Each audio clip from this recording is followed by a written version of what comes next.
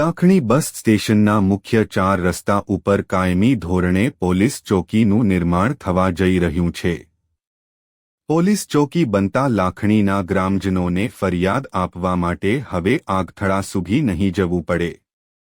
કેશાજી ચૌહાણ અને તાલુકા ભાજપના પ્રમુખ હરિભાઈ ચૌધરી અને લાખણી સરપંચ સુરેશકુમાર પટેલની ભલામણથી બનાસકાંઠાના યશસ્વી જિલ્લા પોલીસ અધિક્ષક શ્રી અક્ષયરાજ મકવાણાએ લાખણી બસ સ્ટેન્ડ ઉપરના દબાણો હટાવી મુખ્ય ચોકડી ઉપર પોલીસ ચોકી મંજૂર કરી પોલીસ ચોકીનો પોઈન્ટ મૂકવામાં આવ્યો।